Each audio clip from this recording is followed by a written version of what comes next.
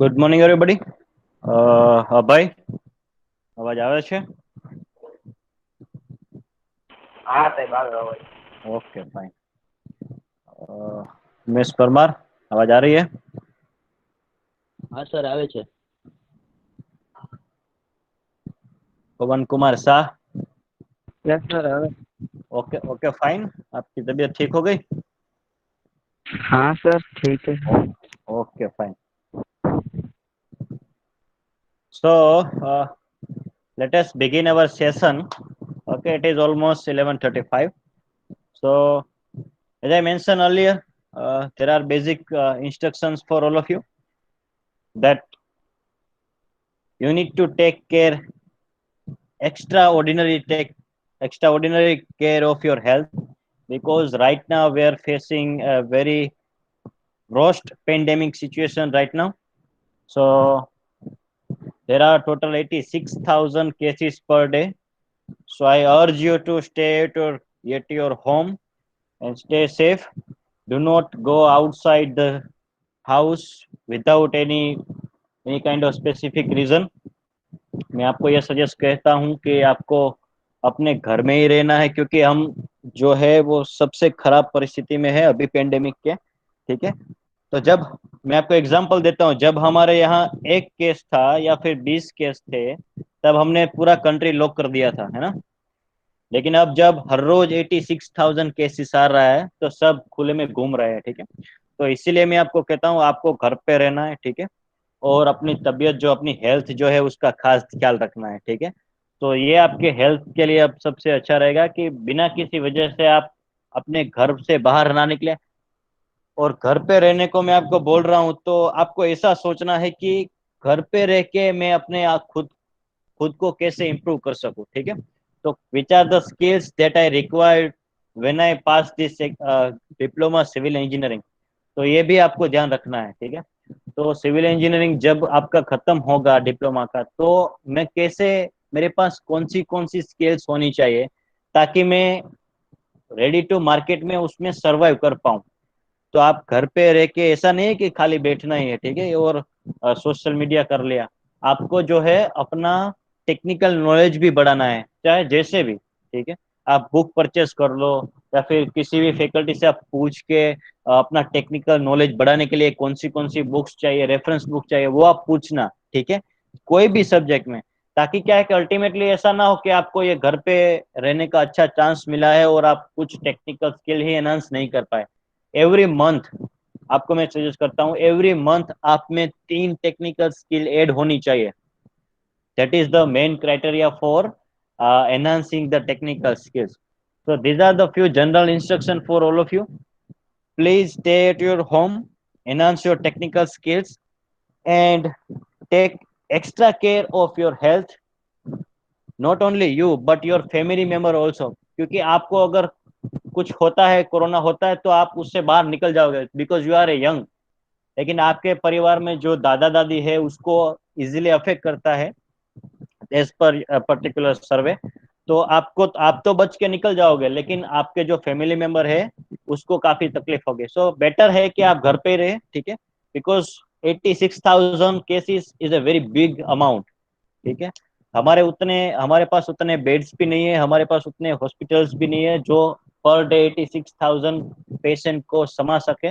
So that's why I'm insisting you to stay at your home and stay safe.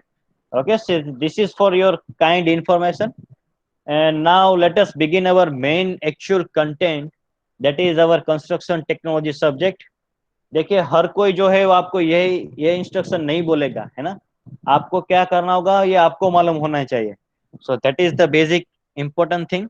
तो अब जो है हम कंस्ट्रक्शन टेक्नोलॉजी सब्जेक्ट जो पढ़ने के लिए और सीखने के लिए हम आगे बढ़ते हैं. ठीक है. सो ये सब्जेक्ट पढ़ने से पहले हमने पिछले लेक्चर में आपको एक टास्क दिया था. ठीक है. कि आपको जो है स्ट्रेंथ क्या है, कंक्रीट की स्ट्रेंथ क्या है, कंक्रीट की वर्केबिलिटी क्या है. ठीक है. कुछ 3 क्वेश्चन आपको मैंने पूछे थे, तो आपको उनको सही सही आंसर मालूम होना चाहिए because you are in the third semester. Okay. अगर ये आपको नहीं पता है तो कहीं ना कहीं आगे जाके आपको ये नुकसान करेगा. कहीं पे आप फंस सकते हो इंटरव्यू में। मैंने पूछ लिया सपोज कहीं पे भी वाइवा तो ठीक है, चलो एग्जाम है आपकी, लेकिन वाइवा के अलावा भी आपकी जो इंटरव्यू स्किल्स है, इंटरव्यू में आप किसी ने पूछ लिया कि आप मुझे बताइए कि कंक्रीट की स्ट्रेंथ क्या है और स्ट्रेंथ के बारे में आप क्या समझते हैं, तब आपको ये सारे आंसर्स आने चाहिए, ठीक है। So I am stop sharing this screen. So that's why I'm insisting you to stay at your home. This is why, because I know the situation. I have faced that situation. My our civil engineering department also facing this situation, having a corona case in our department. So be careful. Okay. So that's why I'm insisting you every time that stay at your home and stay here home and stay safe. Okay. So we are also a part of that pandemic. So that is why. So let us discuss our main frame, that is a construction technology subject, semester 3. So I hope that all of you have the answers of that three magical words that you are already learning about it. Okay.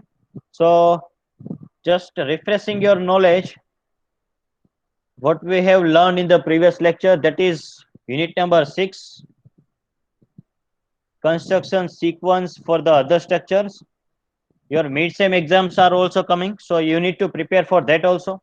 I urge you, particularly in my subject, construction technology and surveying subject, आपको MCQ का question जो है वो 2 बार पढ़ना है, फिर उसके बाद आंसर देना है। क्यों? क्योंकि पहली बार जब आप पढ़ोगे तब आपको सारे ऑप्शन, चारों के चारों ऑप्शन आपको सही लगेंगे, ठीक है। तो मैंने क्वेश्चन इस टाइप के आपको पूछे हैं कि आपका टेक्निकल नॉलेज उसमें साउंड होना चाहिए। तब आपको क्वेश्चन 2 बार पढ़ना है और उसके बाद आंसर देना है, ठीक है। तभी आपको सही आंसर तक पहुंच पाओगे। So we are discussing about unit number 6, which is construction sequence for the other structures. Which are those other structures? Multi-story buildings, bridge, and temporary structures. So these things we are discussing. What we have learned in the previous lecture, that is we are learning some basic terminologies and benefits of the multi-story buildings. What are the disadvantage of the multi-story buildings? We have discussed about the water cement ratio. There is a law called Abraham's law of the water cement ratio. That is your strength of a concrete is inversely proportional to the water cement ratio, that you need to remember. Then we have discussed about the M20. What do you mean by M20? Okay, here is the guidelines for that. Yes, we are talking about these three magical words. Number one is the strength of the concrete, durability of the concrete and workability of concrete, ठीक है। तो अब मैं जो है आपको आपने जो आंसर भेजा है वो आपको मुझे सुनाना है, ठीक है। मैं जिसको भी पूछूं, पहले तो ये मुझे बताइए कितने लोगों ने आंसर दिया है वो अपने चैट बॉक्स में। यस, आपने मुझे व्हाट्सएप पे भेजा है वो यस लिख दीजिए चैट बॉक्स में। और बाकी जो यस चैट बॉक्स में यस नहीं लिखते हैं उसका मैं समझ लूंगा कि आपने आंसर नहीं भेजा है, ठीक है। तो ये मैं चैट बॉक्स में चैट जो है वो मैं सेव करके लिख लूंगा अलग से। और बाकी जो बचे हैं उन सभी को मैं टास्क दे दूंगा, कोई भी चैप्टर या फिर आपको लिखने के लिए, ठीक है। तो जिसने भी, मैं इसको वेरीफाई भी करूंगा व्हाट्सएप से, है ना। तो आप यस लिखने से पहले 2 बार सोच लेना कि सर कहाँ चेक करने वाला है, यस तो लिख दिया है ना। कितने लोगों ने मुझे आंसर भेजा है वो चैट बॉक्स में यस लिख दीजिए। और जिन्होंने नहीं भेजा है और जो यहाँ पे यस नहीं लिख ले रहे हैं तो उनको क्या करना पड़ेगा, उसको आंसर में नो कंसिडर कर लूंगा बाय डिफॉल्ट, है ना। तो हमें काफी सारे आंसर तो मिले हैं, लेकिन जिन्होंने कुछ किया इन राजकुमार वैष्णव,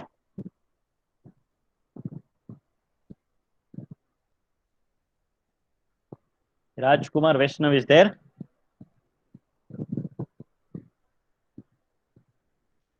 If he is there, and if it is not answering, if he is not answering, I will simply remove it from the lecture. Hey Rajkumar Vaishnav, because this is the only way in which you are understanding. यही एक रास्ता है कि आप इससे समझ जाओगे कि मैं आपको लेक्चर से अगर मेरे क्लास में एक ही बच्चा रह गया ना तो मैं उसको 1 घंटा पढ़ाऊंगा, ठीक है। तो दैट इज माय कंसर्न। अगर आपको काम नहीं करना है तो मैं आपको हटा देता हूँ, है ना। राजकुमार वैष्णव नहीं है? Okay fine. एंडोमेન્ટ नंबर तो લખીને ચાલ્યા ગયા છે રાજકુમાર વૈષ્ણવ, નથી લેક્ચરમાં? ઓકે વાંધો નહીં, આપણે એને અલગથી ટ્રીટમેન્ટ આપી દેશું, બરોબર. સંજન છે પરમાર? સંજન પરમાર છે?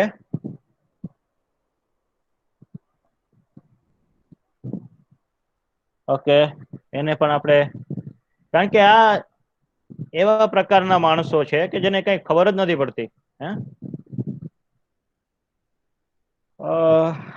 આપણે ક્વેશ્ચન પૂછીએ. કુલદીપ દાદલ, તમે આન્સર મોકલ્યા છે? ના ના ના સાહેબ. હા તો ઘરે જાઓ અને આન્સર લખીને મને મોકલો. સિમ્પલી આઈ એમ રિમૂવિંગ, જે લોકોએ કામ નથી કર્યું એને આપણે હટાવતા જે એની એબ્સન્ટ ભલે આવે, બરોબર. I will not take the present of that student. Kuldeep Dadal, હું જેને જેને પૂછું ને જેને સબમિટ નથી કર્યું એ જતા રહે પ્રેમથી, બરોબર.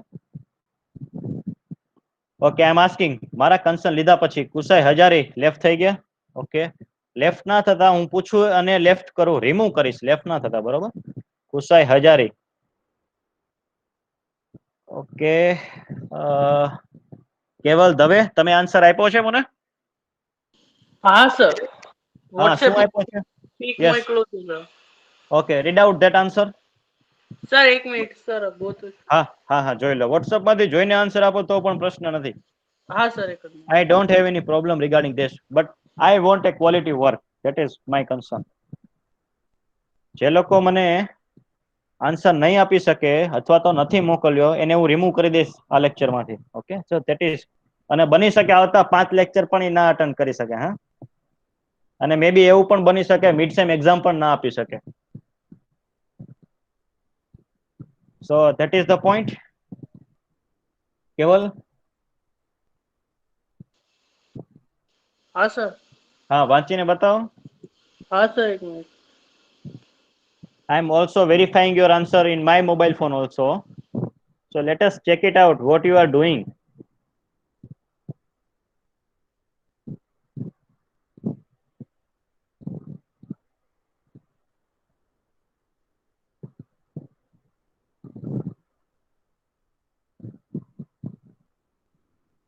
Okay, I have the answer. He has written that the capacity of an object or a substance to withstand a force or a pressure when it is applied on it. મિતળિયા તમારી screen ચાલુ છે અને બંગાસો બહુ સારું ખાવ છો અને મિતળિયા હું તમને રિમૂવ કરું છું, હા. Happy journey. So that is the answer of the strength. Second, durability. Unit of the strength is kilogram or newton. આ કેવલના આન્સર બોલું છું, બરોબર. Durability, the ability to withstand a wear, pressure or a damage while applied some, કંઈક લખેલું છે ઉકલતું નથી પણ that is fine. So that is environmental issue. So unit of that is in the period, years, month, hours. Okay fine.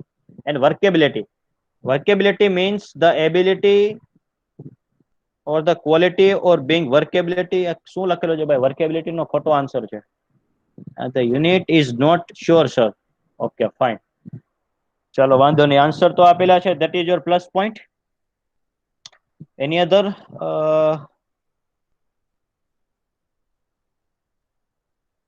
Karan Kumar Chaudhary.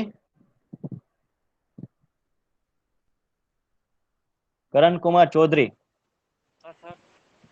आपने answer भेजा मुझे? नहीं sir. क्यों नहीं भेजा?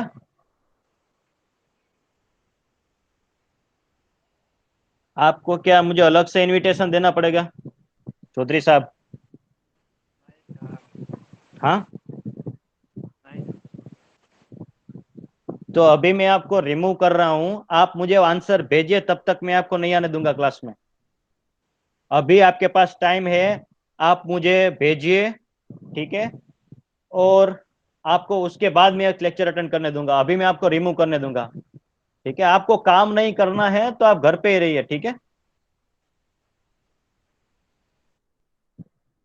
Okay fine. और कोई बचा है? दीपक कुमार चौधरी आपने भेजा है? सर दीपक कुमार चौधरी आपने भेजा है वर्क? ये सर। हाँ बताइए क्या भेजा है आपने। सर स्ट्रेंथ का परिभाषा भेजा है, इसका यूनिट सर। एक मिनट, हाँ आपका नाम Deepak Kumar Chaudhary. I have all the records. Okay, आपने तो अच्छे से भेजा है, वेरी नाइस। यस। तो मैं आपको ये आंसर, आपने क्या लिखा है, यूनिट ऑफ द स्ट्रेंथ लिखा है आपने न्यूटन पर मीटर स्क्वायर, ये गलत आंसर है। Because it should be fourth force. Okay, force should be in the Newton और किलोग्राम ओनली। तो ये आपने प्रेशर का यूनिट लिख दिया है ना दीपक कुमार चौधरी। तो आपका आंसर जो है वो पहला वाला गलत है, स्ट्रेंथ वाला। ड्यूरेबिलिटी का यूनिट आपने नहीं लिखा है, और नहीं वर्केबिलिटी का भी यूनिट आपने नहीं लिखा है ना। तो नहीं sir. Okay, otherwise all good, आपने अच्छे से ट्राई किया है, एक एफर्ट्स आपने किया है, that is fine. Okay, very nice. હવે કોઈ છે? દીપેશ ભુવા, તમારું શું મંતવ્ય છે? મોકલ્યું છે મને? Yes sir. હા મોકલ્યું તમે મને કામ તમારું? સર ના, ઘરે મેં ચોપડીમાં લખ્યો તો છે, હું મોકતા ભૂલી ગયો. હા તો લખેલું મને પહેલા મોકલો અને પછી ક્લાસમાં આવો, બરાબર? હા હા સર. સર હા હમણાં તો હું ફટાફટ, દુકાને હા છું. હા ફોટો મંગાવી લો તમારા હા ઘરેથી ગમે ત્યાંથી, હા અને મને મોકલો અને પછી તમે ક્લાસમાં આવો. હા. ઓકે.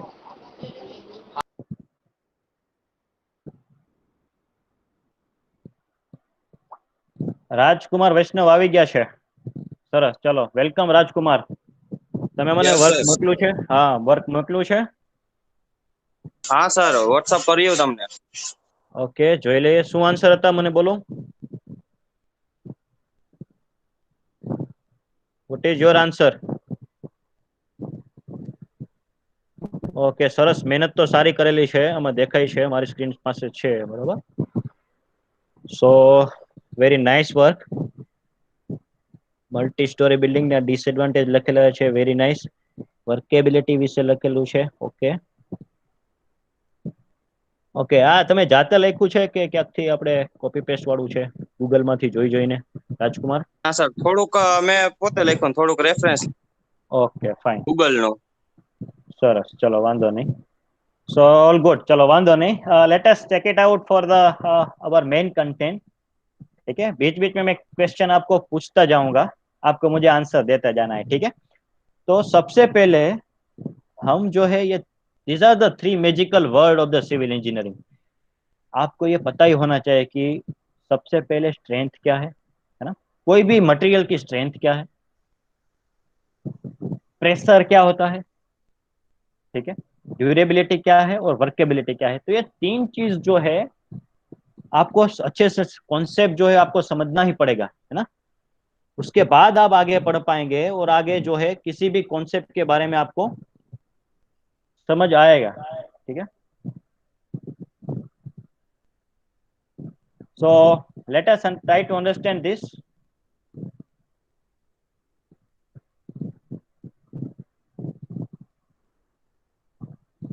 ओके, सो अब आपको क्या करना है कि आपके जो आंसर्स है ना, वो आपको कंपेयर करना है इस स्टैंडर्ड डेफिनेशन के साथ, है ना।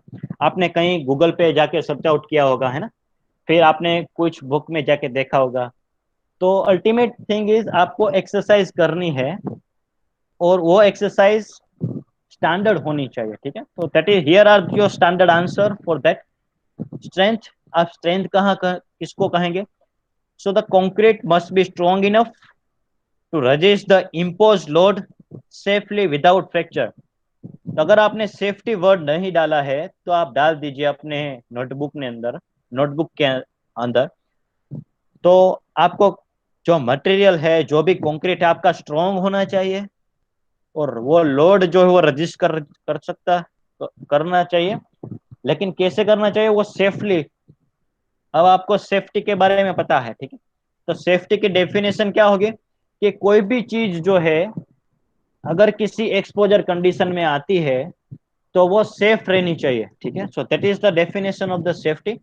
सो safety is inversely proportional to the exposure, मैंने आपको ये कई बार बताया है, ठीक है। और उसमें क्रैक नहीं होना चाहिए। सो that is the definition of the strength. Then second point is strength of a concrete should be increased with the time. And the condition is it should be the properly placed in a particular position in the curing. Now you are aware about the curing period. CURING, बराबर, curing period. अगर ये आपको curing नहीं पता है, ठीक है, मैं यहाँ पे लिख रहा हूँ क्यूरिंग पीरियड आपको नहीं पता है, तो आपको लेक्चर से बाहर जाना पड़ेगा, है ना। मीत कवार, हाँ सर। हाँ, ક્યુરિંગ પીરિયડ શું છે?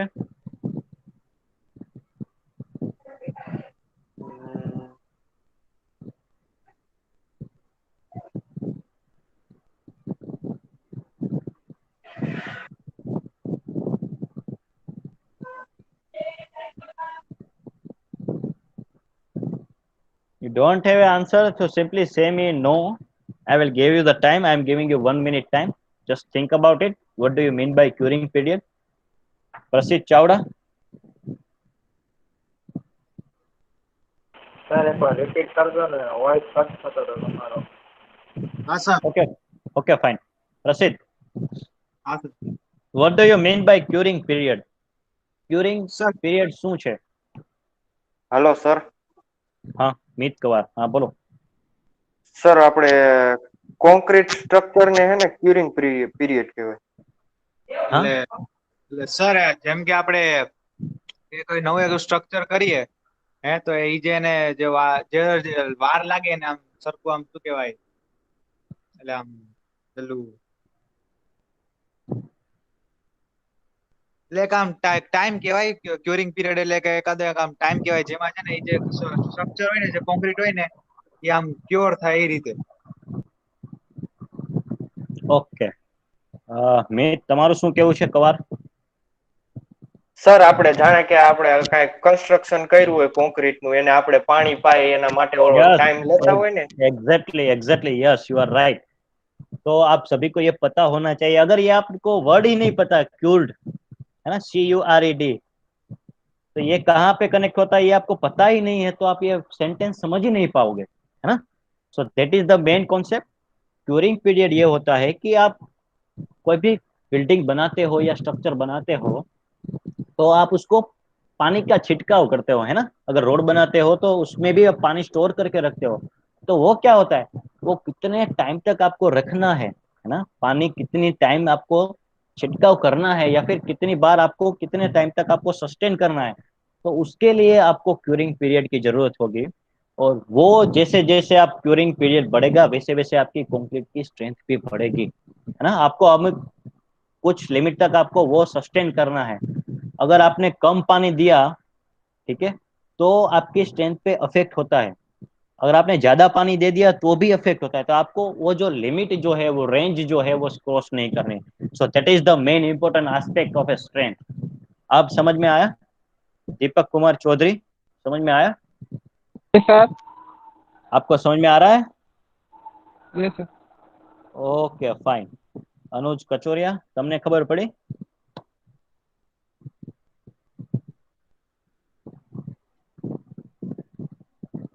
સર हाँ जी, સર તમે જે આમાં કીધું ઈ તો આપણે સ્ટ્રેન્થ કેવી હોવી જોઈએ ઈ કીધું એમ, પણ આપણે જો સ્ટ્રેન્થ ની આમ એકદમ એની ડેફિનેશન જોઈએ તો ઈ જ થાય ને કે એના ઉપર ફોર્સ ને પ્રેશર કેટલું રાખીને એની કેપેસિટી કેટલી હોય એમ, ઈ બેમાં another word, ડિફરન્સ નહીં એમ।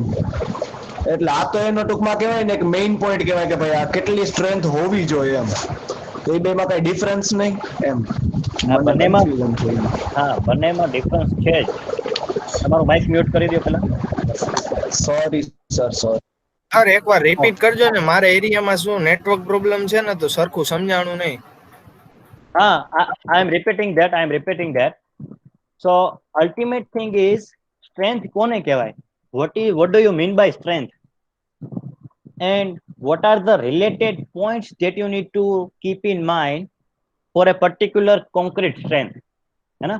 वो दो अलग अलग चीज है। पहले आपको डेफिनेशन ये बताइए कि आपका जो कंक्रीट है वो स्ट्रॉन्ग होना चाहिए और उसके ऊपर जो भी लोड आता है वो सेफली आपको विदाउट फ्रैक्चर जो है वो सस्टेन करना चाहिए। तो ये कंडीशन हो गई स्ट्रेंथ की, है ना। तो स्ट्रेंथ क्या है? Ultimate it is a force, that is the simple word. अब आप कंक्रीट की बात कर रहे हो, अगर मैं बोलूं कि आपकी स्ट्रेंथ क्या है, तो कंक्रीट की जगह मैंने आपको रख दिया, है ना।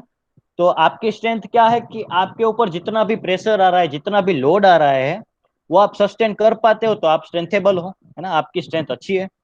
तो मैंने क्या किया, आपकी जगह अब मैं कंक्रीट रख रहा हूँ। तो कंक्रीट की स्ट्रेंथ मुझे कैसे पता चलेगी?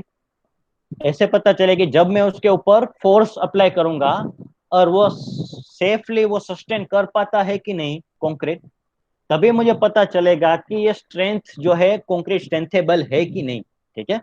सो strength is simply a force, okay, and on which you are applying on it, that is a strength of a particular material. ठीक है। अब दूसरा जो पॉइंट है उसका कनेक्शन दिखा रहा है कि आपकी स्ट्रेंथ बढ़ेगी कब?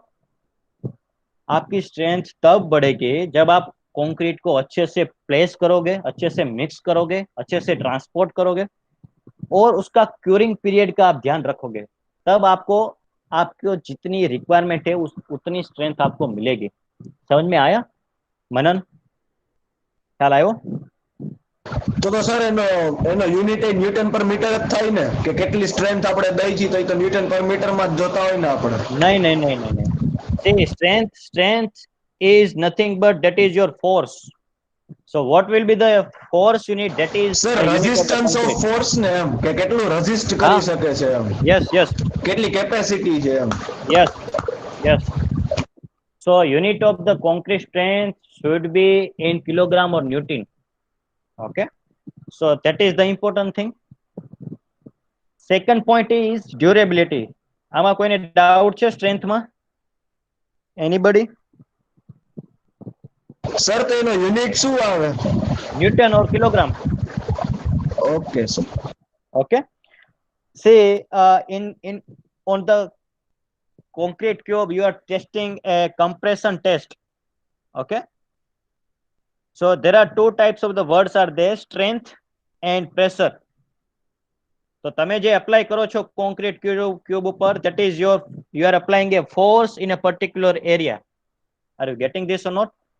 Then ultimately what are the readings on your dial gauge that you are taking in the kilogram?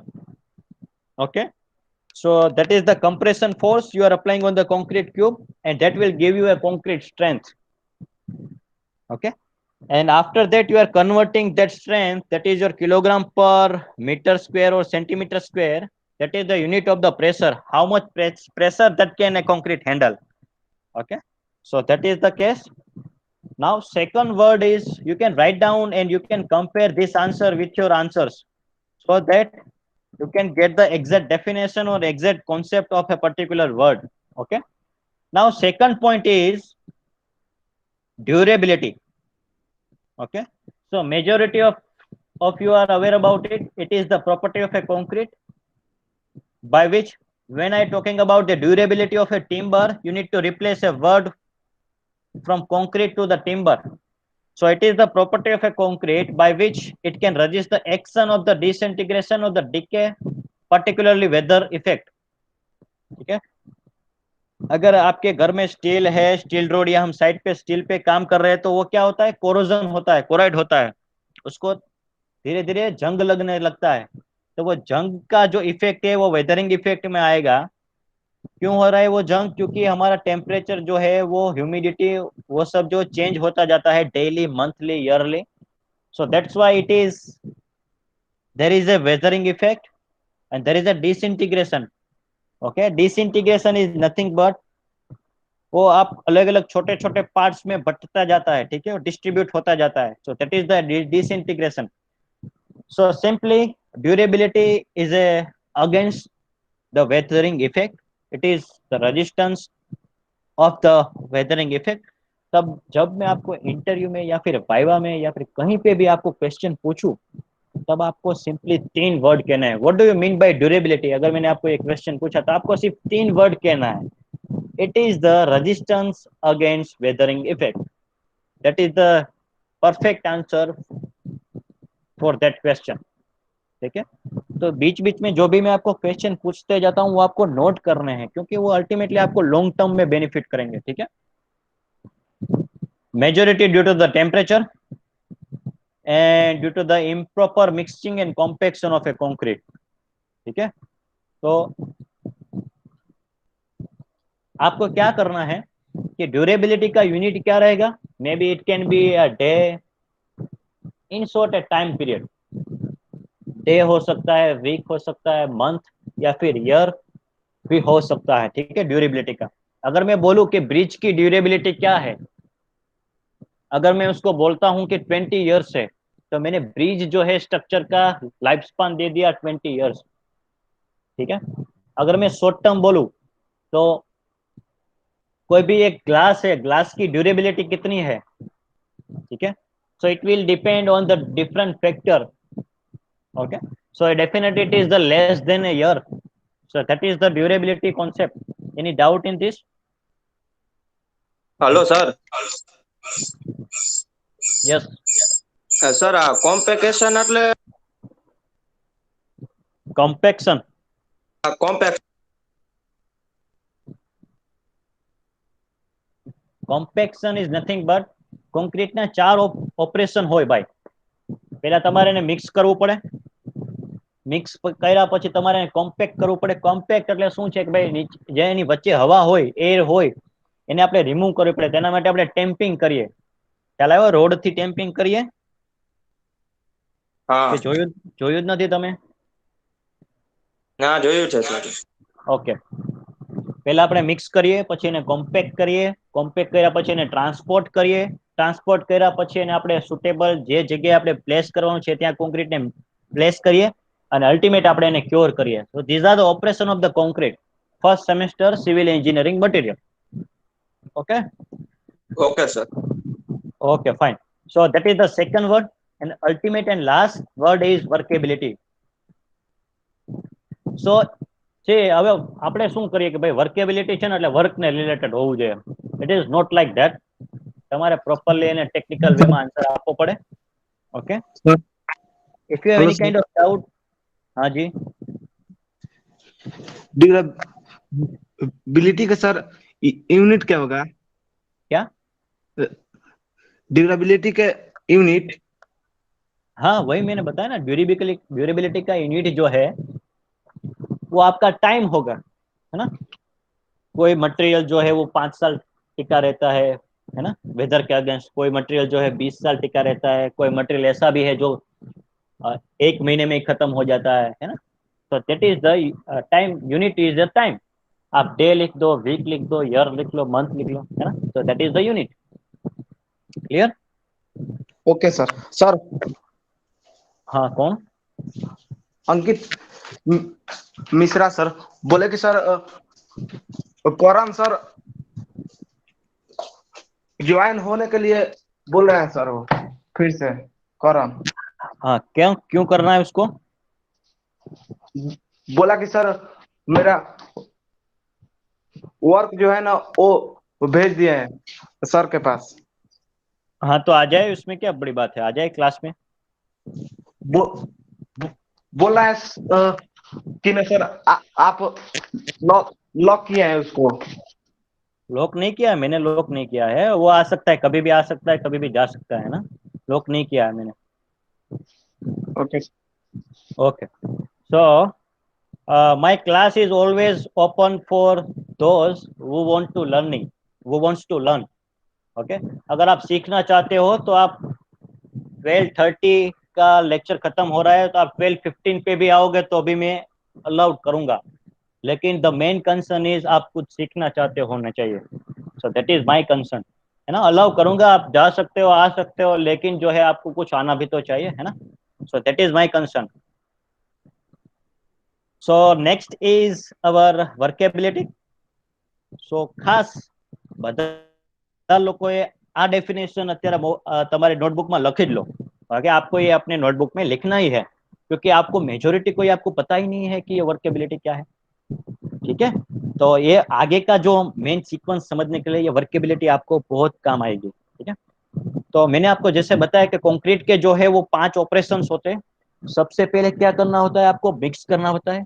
Concrete बनाने के लिए आप सबसे पहले क्या करेंगे, cement, sand, coarse aggregate, water, admixtures, air, वो सारी चीजें जो है वो आप मिक्स करेंगे। सो that is a mixing process. आप अलग अलग इंग्रेडिएंट्स को आप मिक्स करोगे। फिर मिक्स करने के बाद क्या करोगे, उसको आप कॉम्पैक्ट करोगे ताकि हमारा जो स्ट्रक्चर है वो होमोजीनियस बने, है ना, ताकि उसमें कुछ बीच में जगह ना बन जाए, खोखला ना बने, है ना। अगर हमने दीवार कंस्ट्रक्ट की है और हमने अच्छे से कॉम्पैक्शन नहीं किया है तो दीवार जो है वो कुछ समय में गिर जाएगी, क्योंकि अच्छे से कॉम्पैक्शन हमने नहीं किया है, ठीक है। So that is the second stage of the compaction. आपको कॉम्पैक्शन ठीक से करना है। 95% जो है वो आपका कॉम्पैक्शन लेवल होना चाहिए, ठीक है। 5% जो है वो प्लस माइनस हो सकता है। देन कॉम्पैक्शन के बाद हम कंक्रीट को वहां से उठाएंगे और हमें सपोज बीम भरना है या फिर कॉलम जो है वो कंस्ट्रक्ट करना है, वहां उस कंक्रीट मिक्स को लेके जाएंगे। तो आपका अगला स्टेप होगा वो ट्रांसपोर्टेशन होगा, कि आप अपने जो मेजर प्लांट में से कंक्रीट मिक्स जो है उसको उठा के आप कहाँ ले जाएंगे, आप अपनी एक्चुअल साइट पे ले जाएंगे। तो वहां पे आपको ले जाने के लिए आपको ट्रांसपोर्टेशन की मदद चाहिए। तो तीसरा स्टेप हो गया आपका ट्रांसपोर्टेशन। और फोर्थ स्टेज जो है ट्रांसपोर्टेशन होने के बाद आपको उसको अच्छे से प्लेस करना होगा जहाँ पे आपकी कॉलम है, ठीक है। ऐसा नहीं होता है कि अगर आपकी कॉलम फिल करना है तो यहाँ पे साइड में प्लेस कर दिया और प्लेस करने के बाद वापस 1 घंटे बाद हम वहां पे प्लेस कर देंगे, ऐसा नहीं होता। It is not like a storing of A concrete. Concrete को कभी स्टोर नहीं किया जाता, कॉन्क्रीट को हमेशा प्लेस किया जाता है ना। सीमेंट की बैग जो है वो आप स्टोर कर सकते हो एक रूम में, लेकिन कंक्रीट को आपको कभी स्टोर नहीं करना है। अगर आप स्टोर करेंगे तो वो वहां पे ही बन जाएगा कंक्रीट, है ना, वहां पे ही जम जाएगा और वहां पे भी आपको एक स्ट्रक्चर मिल जाएगा। तो कंक्रीट का कभी स्टोरिंग नहीं होता, कंक्रीट का हमेशा प्लेसिंग होता है। समझ में आई बात। तो ये भी चीज आपको ध्यान रखनी है कि अगर कोई आपको पूछे क्वेश्चन कि कंक्रीट को हम स्टोर करेंगे या प्लेस करेंगे, तब आपको आंसर परफेक्टली देना है कि हम प्लेस करेंगे सर, ठीक है। तो दिस इज द आंसर।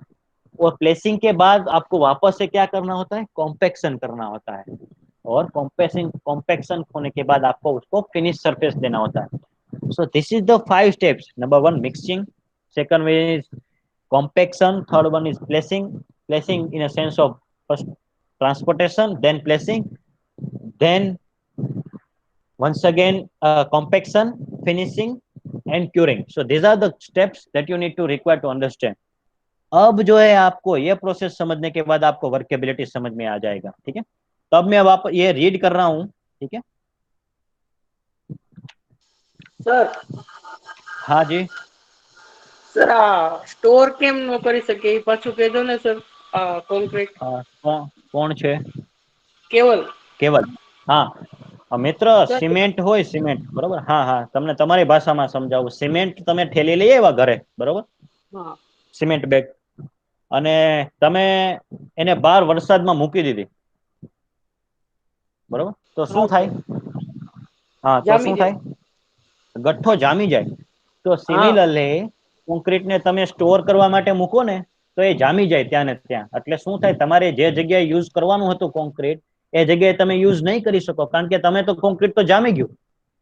પછી તમે એને ફિલ કેવી રીતે કરો કોલમની અંદર, કોલમના ફોર્મવર્કની અંદર? ખ્યાલ આવ્યો કે હા સ્લેબ સર તમારે ભરવો છે? હા, તો સ્લેબ ભરવો, તમે એમ કહો સ્લેબ ભરવો, તો સાહેબ આપણે આજે 3 વાગે સ્લેબ ભરવો છે, તો એક કામ કરજો ને, આજે મને છે ને કોન્ક્રીટ તમે છે ને મને 1 વાગે સાઇટ ઉપર પહોંચાડી દેજો, બરોબર, અને હું એને 1 કલાક માટે સ્ટોર કરીશ અને સ્ટોર કરીને પછી ફિલ કરી દઈશ। એવું ના ચાલે। શું કામ? તમે 1 કલાક માટે સ્ટોર કરશો તો તમારું કોન્ક્રીટ એ રૂમમાં જામી જશે, હે ને। તો તમારે શું કરવું પડે કે ભાઈ રેડીમિક્સ કોન્ક્રીટ પ્લાન્ટ આવે છે, તમે ડમ્પર જોયા હશે, બરોબર, મિક્સ કોન્ક્રીટ પ્લાન્ટ તમે જોયું છે?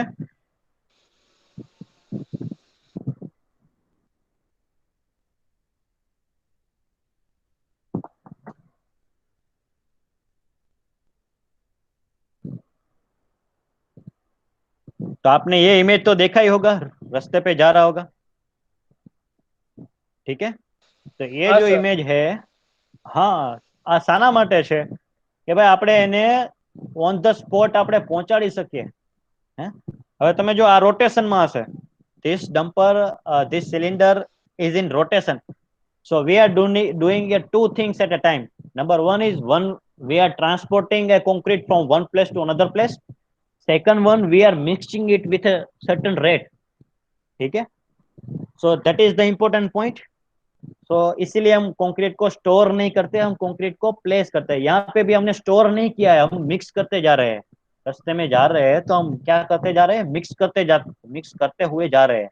ठीक है, सो इसीलिए हम कंक्रीट को स्टोर नहीं कर पाते. समझ में आई बात? હા સર કમ્પ્લીટ. હા, બીજા કોઈને ડાઉટ છે ભાઈ? આવો કોઈ છે? એક વખત તમે ક્વેશ્ચન પૂછો तो તમને બીજો क्वेश्चन થશે. अगर आपने पहला क्वेश्चन किया तो आपको दूसरा क्वेश्चन होगा और आपका अंडरस्टैंडिंग लेवल बढ़ता जाएगा, है ना. तो हमें क्या करना है, मोटा मोटा अंडरस्टैंडिंग लेवल बढ़ाना है, तो आपको क्वेश्चन पूछना जरूरी है. तो मैंने जैसे वो 5 स्टेप्स बताए, ठीक है, मिक्सिंग, कॉम्पैक्शन, ट्रांसपोर्टेशन, ठीक है, फिर प्लेसिंग और क्यूरिंग, वो 5 स्टेप्स को आप अब वर्केबिलिटी के साथ कनेक्ट कर सकते हो. तो क्या है, मैं आपको यहाँ पे पढ़ रहा हूँ तो आपको अच्छे से समझ में आ जाएगा.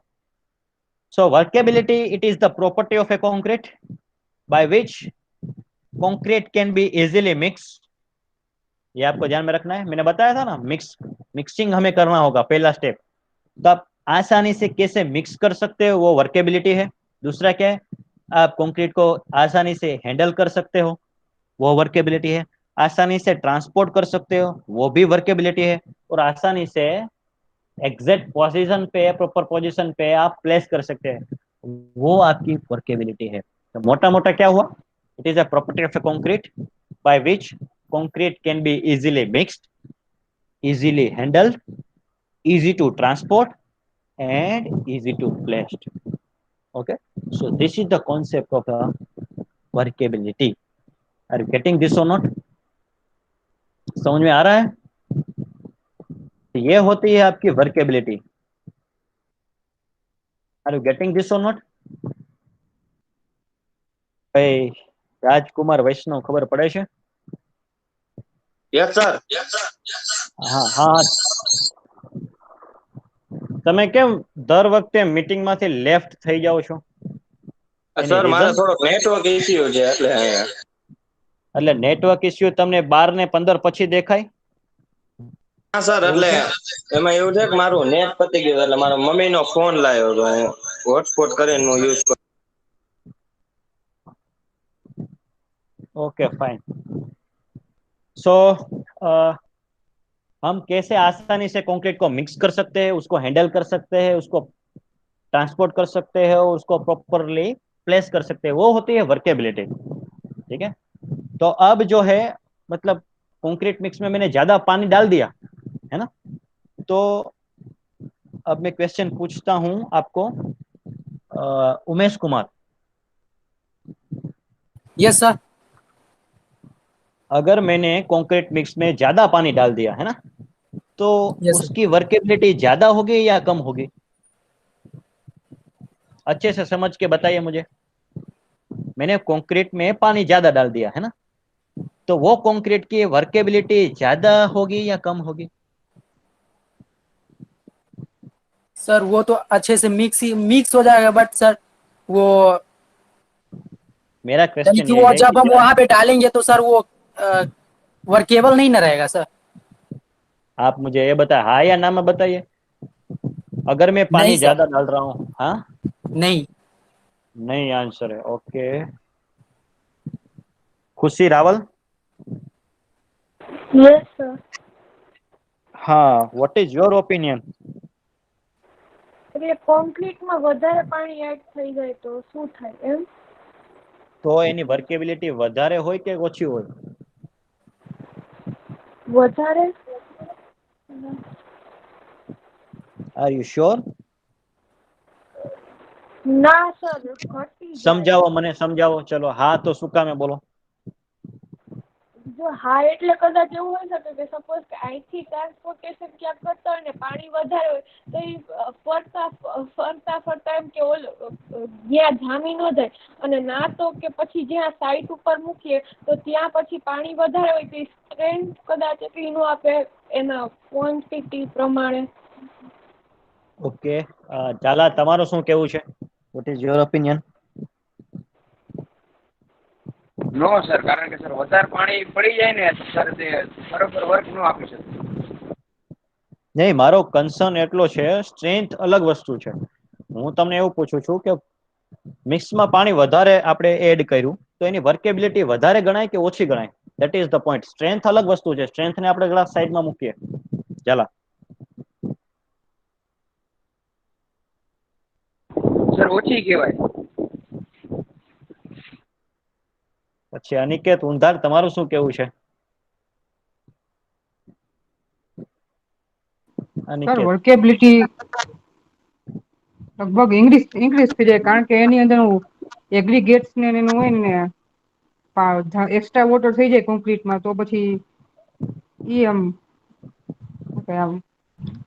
ઓકે, ઢીલું થઈ જાય. એટલે આમ ઢીલું થઈ જાય કેવી રીતે આમ સેગ્રીગેશન ની બધું વધી જાય એની અંદર, એગ્રીગેટ્સ ને સેન્ડ ને બધું પાણીમાં નીચે બેસી જાય એવી રીતે.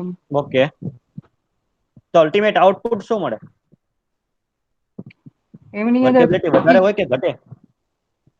વર્કેબિલિટી વધારે હોય ઓકે, પણ હા હા, સ્ટ્રેન્થ ને એ બધું પછી ઘટી જાય, કારણ કે એમાં પછી ક્રેક ને એવું થઈ જાય કોન્ક્રીટમાં. ઓકે. કોઈ પરફેક્ટ આન્સર મને આપી શકે? આ આન્સર પણ 75% સમથિંગ છે. હા સર, એનો જે વોટર રેશિયો હોય ને સિમેન્ટ નો એ ફરી જાય તો વર્કેબિલિટી ઘટી જાય, વધે નહીં. ઓકે, એટલે પરફેક્ટલી મને એની જેટલી સ્ટ્રેન્થ હોય ને એ ઓછી થઈ જાય એમ. એનો જે જી, રેશિયો હોય એના કરતા પાણી વધી હા જતું હા, હોય તો. that can I understand very well. Still Manan તમારો કોન્સેપ્ટ ખોટો છે, બરોબર? એટલા માટે હું સર તમને પૂછું છું. વેટ એ મિનિટ, હું તમને કહું પછી તમારો ઓપિનિયન લઈએ, બરોબર? સી, હું એટલા માટે જ જે લોકોનો ગ્રાસ્પિંગ પાવર આમ રિલેટિવલી હાઈ છે એને વધારે પૂછું કે તમે જે રીતે સમજ્યા છો આ કોન્સેપ્ટને, बराबर? हमारे सौथी पहला एवरीबडी आपको क्या करना है, सबसे पहले आपको कंक्रीट की डेफिनेशन पे जाना होगा, वहां पे वर्केबिलिटी की डेफिनेशन पे जाइए और वहां पे मैंने जो क्वेश्चन पूछा है उसको उसके ऊपर ओवरले कीजिए और फिर आप समझिए कि मैं क्या पूछ रहा हूँ, है ना? So this is a pure technical question. और जैनब, તમને ખ્યાલ આવ્યો? મને જરા પ્રોપરલી આન્સર આપો. Zainab, are you there? Yes sir. હા હા હા, બોલો. જો વર્કેબિલિટી જે છે વધે કે ઘટે પાણી વધારે એડ કરીએ તો? ઘટી જાય, પાણી વધારે હોય તો. પાણી વધારે હોય તો વર્કેબિલિટી ઘટી જાય. घटी जाए. संतोष कुमार, आपका क्या कहना है? वो सर घट ही जाएगा, अगर मान लीजिए पानी अधिक होगा तो वर्केबिलिटी घट जाएगा सर. સર કહું पार्थ कक्कड़, हाँ बोलो. સર એની पार्थ कक्कड़, વર્કેબિલિટી છે ને એ વધશે, કારણ કે એને ઈઝી ટુ મિક્સ ટ્રાન્સપોર્ટેશનમાં પણ ઈઝી રહેશે ને એને પ્લેસ કરવામાં પણ ઈઝી રહેશે. Exactly, you are right, exactly. શું કામે હું તમને પૂછું છું? કારણ કે તમારા માઇન્ડમાં કન્ફ્યુઝન છે હજી. You have a confusion in your mind that you are not going with this definition कि अगर मैंने पानी ज्यादा डाल दिया तो हम आसानी से मिक्स कर पाएंगे. That is the simple case. हम आसानी से उसको एक जगह से दूसरी जगह ले जा सकते हैं, आसानी से हम उसको प्लेस कर पाएंगे.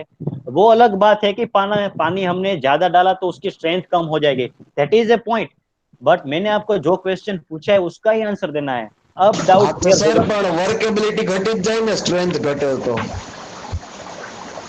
मैं તમને શું રિલેશનશિપ પૂછ્યો કે મેં વોટર સિમેન્ટ રેશિયો વધાર્યો તો મારી વર્કેબિલિટી વધે કે ઘટે? તમે કહો કે ઘટે. તો વોટર વધે તો વર્કેબિલિટી વધે. સમજાય છે? મિક્સ ની અંદર વોટર ઘટે તો વર્કેબિલિટી ઘટે. મિક્સ ની અંદર પાણી વધે તો વર્કેબિલિટી પણ વધે. વર્કેબિલિટી વધે તો સ્ટ્રેન્થ ઘટે. Are you getting this or not? સમજાય છે? સર ઈ જ તો તમને મેં પહેલા પૂછ્યું હતું કે વર્કેબિલિટી એટલે આપણે શું કીધું કે કેપેસિટી હોય કે સૌથી વધારે કેટલું ટકી શકે એમ. તો વર્કેબિલિટી તો ઘટવાની જ ને. તમે વધુ પાણી નાખો, વધારે પાણી નાખી જાય તો સર પછી કન્સ્ટ્રક્શન તો એટલું કહેવાય ને ડલ જ થાય ને એમ. એમાં સિમેન્ટ ને રેતી ઘટી જાય, પાણી વધી જાય તો કન્સ્ટ્રક્શન ડલ જ થાય ને. હું એમ કહું છું. સમજો. You are right, you are also right, but મારો ક્વેશ્ચન શું હતો? મારો क्वेश्चन ट्विस्टेड क्वेश्चन હતો. તમે पानी ऐड करवाથી, मैं जब आपको वाटर ऐड करने को बोल रहा हूँ तब आप डायरेक्टली उसको कनेक्ट कर रहे हो स्ट्रेंथ से, लेकिन मैंने बोला ही नहीं कि आपको स्ट्रेंथ के साथ कनेक्ट करना है. आपको किसके साथ कनेक्ट करना है कि अगर मेरा पानी बढ़ता है मिक्स में तो वर्केबिलिटी बढ़ेगी या घटेगी? तो उसका सही आंसर ये है कि वर्केबिलिटी बढ़ेगी लेकिन स्ट्रेंथ कम होगी. अगर मैं मिक्स में पानी कम रखता हूं तो मेरी वर्केबिलिटी कम रहेगी और मेरी स्ट्रेंथ बढ़ेगी. So this is the relationship. आपको समझ में आ रहा है? मैं आपको अगली साइड में अच्छे से समझा दूंगा, ठीक है? तो इसीलिए मैंने आपको ये क्वेश्चन पूछा कि आपके माइंड में जो भी कंफ्यूजन है ना वो आपका अच्छे से निकल जाए. કન્ફ્યુઝન સર એક જ છે, તમે સ્ટ્રેન્થ ને વર્કેબિલિટી ને Sir. અલગ કેમ કરો છો એમ? अलग એટલા માટે એટલો જ છે. ક્વેશ્ચન સર એટલો છે. તમે જી કયો છો ને તો પૈસા રે ને વર્કેબિલિટી. હા મનન બોલો, તમે કયો છો? સર તમે જી કયો છો ને તો પછી એને વર્કેબિલિટી નો કહે તો પછી આપણે એને સુવિધા કહી શકાય એમ કે ભાઈ આપણે સિમેન્ટ ને ટ્રાન્સપોર્ટ કરી શકાય તો શું સરળ રહી એમ. એને વર્કેબિલિટી સાથે થોડું કમ્પેર કરી શકાય એમ. મારું કહેવાનું એવું છે. હા, you are right, but the concern is કે તમારે હવે એવું તમે કરો. ધારો કે તમે M25 concrete gate no cement बनाया. हाँ, आपने क्या किया? M25 कंक्रीट मिक्स बनाया, ठीक है? तो उसको स्ट्रेंथ गेन करने में टाइम लगेगा थोड़ा, है ना? लेकिन मैं अगर आपको कहूं कि आप M75 ग्रेड का कंक्रीट बना रहे हो तो जैसे ही आपने प्लेस किया ना वहीं पे आपका जाम जाएगा, है ना? वहीं पे आपको पूरी स्ट्रेंथ मिल जाएगी. तो वो स्ट्रेंथ कम मिले इसलिए हम क्या करेंगे, उसमें पानी जो है वो ज्यादा डालेंगे. तो पानी जब हम ज्यादा डालेंगे तो हम उसकी वर्केबिलिटी बढ़ा रहे हैं. क्यों? क्योंकि हमें साइड पे एक्चुअल रियल स्ट्रेंथ चाहिए. હવે સમજાણું મનન? એટલે વર્કેબિલિટી શું છે કે તમે ઇઝીલી મિક્સ ને કેવી રીતે મિક્સ કરી શકો, તમે ટ્રાન્સપોર્ટ કરી શકો. હવે એ સુવિધાની તમે વાત કરી, એ આપણે એ વર્કેબિલિટી જ કહેવાય. શું કામે? કારણ કે સુવિધા તમે કોઈ પણ વસ્તુ તમે કહો છો કે સુવિધા, in civil engineering field it is a workability. તમારે ઘણીવાર એવું થાય કે વર્કેબિલિટી તમારે કેટલી રાખવી છે તમને સાઇટ ઉપર પૂછવામાં આવે કે સાહેબ તમે બોલો બ્રિજ માટે કેટલી વર્કેબિલિટી જોઈએ? તો વર્કેબિલિટી જે છે એ મેજર શેમાં થશે? સેન્ટીમીટરમાં થશે. હું તમને સમજાવું. આ સ્લાઇડ જોઈ લો એટલે તમને વધારે ક્લેરિટી આવશે. Okay, and I hope that all the confusion will be solved. So the आप दूसरा पॉइंट देखिए, concrete must have sufficient fluidity. उसको अच्छे से कॉम्पैक्ट करने के लिए वो बहना भी चाहिए. એવું ન થાય કે આપણે સોલિડ કોન્ક્રીટ મિક્સ બનાવી દઈએ પછી એને કોમ્પેક્શનમાં આપણે વધારે तकलीफ पड़े. तो आपको कॉम्पैक्शन का भी ख्याल रखना है, इसलिए आपको मिनिमम एफर्ट के साथ कॉम्पैक्शन करना है. तो उसके लिए उसको fluidity is nothing but that is your liquid portion in the concrete mix. तो लिक्विड पोर्शन को भी आपको उतना ही ख्याल रखना है, ठीक है? देन आप यहाँ पे देख लीजिए, workability is affected by the quantity of the water. ये मैंने आपको समझाया कि जैसे जैसे क्वांटिटी बढ़ेगी वाटर की मिक्स में वैसे वैसे आपकी वर्केबिलिटी भी बढ़ेगी. proportion of the aggregate, process of mixing or quantity of the cement, है ना? Then ultimately it can be carried out by the slump test. आपने ये कंक्रीट टेक्नोलॉजी में पढ़ा होगा, आगे स्लम्प टेस्ट जो है वो हमने पढ़ा होगा. मैं आपको एक इमेज दिखाता हूँ, आप आसानी से जो है वो याद रख ये आपने देखा होगा, है ना? आपने ये देखा है? यस सर, देखे सर. तो यही तो सर, अगर उसमें हम वाटर ज्यादा डालते हैं तो सर इसमें हम स्लम टेस्ट करेंगे तो उसमें तो सर वर्केबल रहेगा ही नहीं. स्लम टेस्ट में तो पता चल जाएगा ना कि ये वर्केबल नहीं है. वर्केबल वही तो हमें मालूम करना है कि अब मैं आपको बताता हूँ. अब મને હવે તમે જોજો, હું આ ડિસ્ટન્સ અહીં ઇન્ડિકેટ કરું છું આ ઇમેજમાં. પાણી વધારે નાખું તો આ વેલ્યુ વધે કે ઘટે? જ્યાં મેઝરમેન્ટ ટેપ છે રોડ થી લઈને બોટમ સુધી top of concrete A value વધે કે ઘટે? વધશે. મનન મનન ખબર પડે છે? વધે સર, વધે. હા, તો હવે તમારો આન્સર તમને મળી ગયો. વર્કેબિલિટી વધે કે ઘટે? વર્કેબિલિટી વર્કેબિલિટી ડિફાઇન કરે. સિમેન્ટ તો ઓછો મજબૂત થાય ને એમ. વર્કેબિલિટી એટલે આપણે કેટલો ટકાઉ હોય એ કહેવાય ને સર ના વર્કેબિલિટી ના તો. ના ના, that is your wrong concept.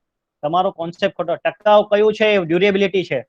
એટલા માટે તો તમને આ કન્ફ્યુઝન સોર્ટ આઉટ કરવા માટે આ 3 વર્ડ મેં તમને આપ્યા કે આ સ્લમ ટેસ્ટ થી તમે કોન્ક્રીટની વર્કેબિલિટી મેઝર કરી શકો.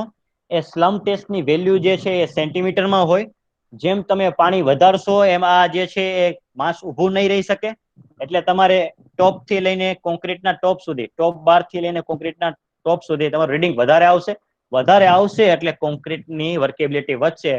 જેટલું ડિસ્ટન્સ વધારે એટલી તમારી સ્ટ્રેન્થ ઓછી. ના ગોટ ઇટ? ડ્યુરેબિલિટી અલગ વસ્તુ છે ભાઈ. એક કોન્ક્રીટ બની ગયા પછી, બિલ્ડિંગ બની ગયા પછી ડ્યુરેબિલિટી આવે. આ તમે ડ્યુરિંગ કન્સ્ટ્રક્શન તમારી વર્કેબિલિટી ચેક કરવાની આવે. ખ્યાલ આવે છે?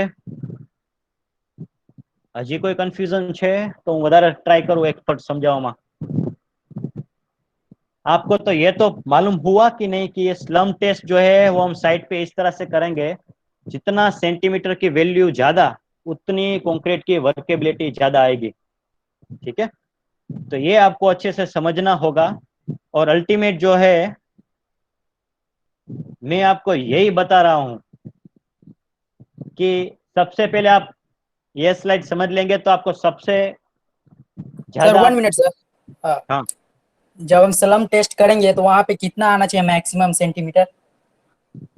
वो आपके इंडियन स्टैंडर्ड कोड में है. मिनिमम स्टार्टिंग फ्रॉम 20 सेंटीमीटर से लेके आपका कंस्ट्रक्शन कहाँ पे कर रहे हो उसके ऊपर आप डिपेंड करता है. जैसे कि मान लीजिए आपको कंक्रीट को पंप से आपको लेके जाना है स्लैब भरने के लिए, है ना. 13 फ्लोर पे आपको लेके जाना है. ठीक है, तब आपको कंक्रीट को पंप करना पड़ेगा. तो पंप के लिए मिक्स तो ऐसा होना चाहिए ना, फ्लूइड टाइप. तब आप उसको पंप करके ऊपर ले, तब उसकी वर्केबिलिटी ज्यादा रखनी होगी आपको, 100 सेंटीमीटर या फिर 80 सेंटीमीटर. मान लीजिए आप अपना घर बना रहे हो तो उसकी वर्केबिलिटी आपको कम रखनी होगी. क्यों? क्योंकि आपको क्या है कि उसको पंप, हाँ, उसको पंप करके नहीं लेके जाना. आप उसको सिंपली ट्रांसपोर्ट कर रहे हो इधर से उधर, इधर से उधर, है ना. तो that is the main concept. So ultimate thing is the strength of a concrete decrease with the increase of the water cement ratio. ये तो आप मानते हो. अगर मैंने पानी ज्यादा डाला तो आपकी कंक्रीट की स्ट्रेंथ जो है वो कम आएगी. एम आई राइट? बरोबर ने? साचू ने भाई? Yes sir. Yes sir, yes sir. Ready? હવે ડાઉટ તમારા ક્લિયર થતા જશે. બરોબર? પાણી વધારે રાખવું તો સ્ટ્રેન્થ ઘટે. First point. Second point, increase in the water cement ratio indicates increase in the workability of a concrete. Now got this? Hence the strength of the concrete is inversely proportional to the workability of concrete. So this is your relationship, right? So आपकी strength ज्यादा है तो आपको कम workability रखनी होगी. आपको strength ज्यादा चाहिए तो आपको वर्केबिलिटी कम रखनी होगी. इसका मतलब ये है कि ये जो इमेज है इसमें आपका कंक्रीट जो है उसको यहाँ पे इतना खड़ा ही रहना होगा तभी आपको स्ट्रेंथ मिलेगी, है कि नहीं. इतना कंक्रीट डेप्थ वाइज आपको खड़ा ही रहना होगा तभी आपको स्ट्रेंथ मिलेगी.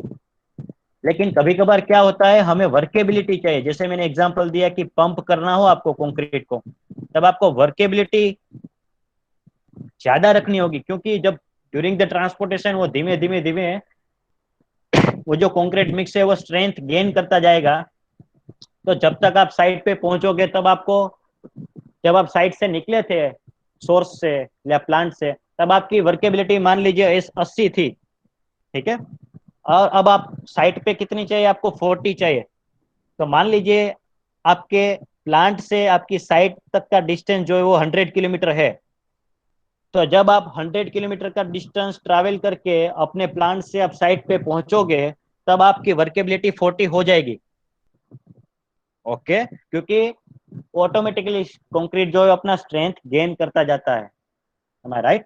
So what is the final conclusion? आपकी स्ट्रेंथ जो है कंक्रीट की ज्यादा है तो आपकी वर्केबिलिटी कम होनी चाहिए, वैसा वैसा आपको स्ट्रेंथ कम चाहिए। ओके विथ रिस्पेक्ट टू यहाँ पे आपको प्लांट पे जब आप बना रहे हो तब आपको स्ट्रेंथ हो या ना हो उसकी कोई मतलब ऐसे हार्ड एंड फास्ट नहीं रहती, लेकिन आप जब साइट पे जाओ, साइट पे परफॉर्म कर रहे हो, प्लेसिंग कर रहे हो, तो आप तब वहां पे आपको स्ट्रेंथ मिलनी चाहिए। ठीक है, तो अगर आपको स्ट्रेंथ कम चाहिए तो वर्केबिलिटी बढ़ानी होगी। स्ट्रेंथ कब कम चाहिए? जब आप मिक्स कर रहे हो तब आपकी कंक्रीट की स्ट्रेंथ कम होनी चाहिए। एम आई राइट? कोઈને કન્ફ્યુઝન છે હવે? Anybody? So you need to write down this relationship or you can just take a screenshot of this. It will help you a lot. આ ચાર સ્ટેપ તમે સમજી ગયા तो बाकीનું काम તમારા માટે इजी। अगर आपको ये चार स्टेप समझने में तकलीफ हो रही है तो आपको बाकी का जो यूनिट 6 है वो समझने में प्रॉब्लम आएगा। Any doubt in this, you can take a screenshot of this and save it in your mobile phone. Okay, and if you have any kind of doubt, please raise your hand. आप मुझे पूछ सकते हो, और आपने अभी तक roll number नहीं लिखा है चैट बॉक्स में तो आप लिख दीजिए। ठीक है, this one will be the final one. आ अटेन्डन्स जे छे फाइनल अटेन्डन्स रहशे, बाकीने બધા જતા રહ્યા બરોબર। રાજકુમાર વૈષ્ણવ ઓકે, ચલો ઓકે ડન। હવે આમાં કોઈને ડાઉટ છે? એનીબડી?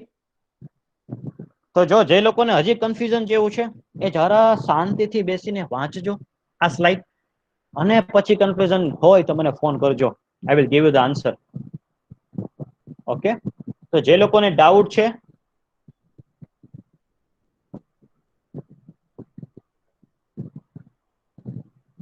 અંજન પરમાર છે?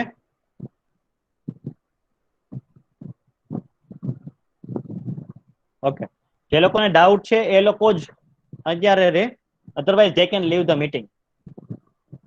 કાંઈ કન્ફ્યુઝન હોય તો એના માટે છું અહીંયા 2 minute. Okay, otherwise it is very simple one.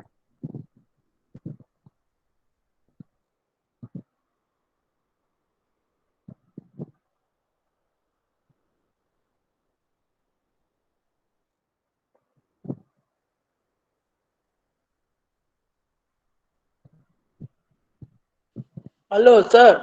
हाँ केवल, हाँ बोलो। सर આપણે જે તમારી આ સ્લાઇડ છે આ સ્ક્રીનશોટ લીધો સર, ગુજરાતીમાં ટ્રાન્સલેશન કરી અને સમજી તો ચાલે ને સર? અચ્છા, that is your choice my dear friend. તમે ગુજરાતીમાં સમજો, હિન્દીમાં સમજો, અલ્ટિમેટ શું છે તમને કોન્સેપ્ટ ક્લિયર થવો જોઈએ। આને તમે લઈ લો ગૂગલ ટ્રાન્સલેટરમાં અને આનું ગુજરાતી કરીને સમજો, કોઈ પ્રશ્ન નથી। ઓકે, કેમ કે સર સમજાય તો જાય પણ સર ગુજરાતીમાં થઈ જાય તો વધારે સારું રહે એટલે। હવે મિત્ર, આપણે ગુજરાતી જે છે માતૃભાષા છે એટલે આપણે એ પ્રમાણે એને સન્માન આપવાનું, બટ અલ્ટિમેટલી દુનિયામાં જશો એટલે ઇંગ્લિશ જ છે ભાઈ।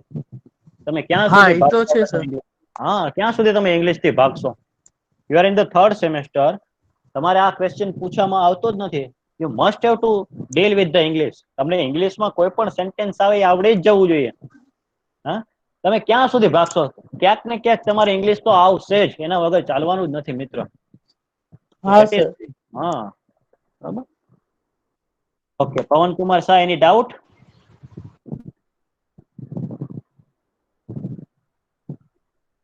પવન કુમાર શાહ, એની ડાઉટ?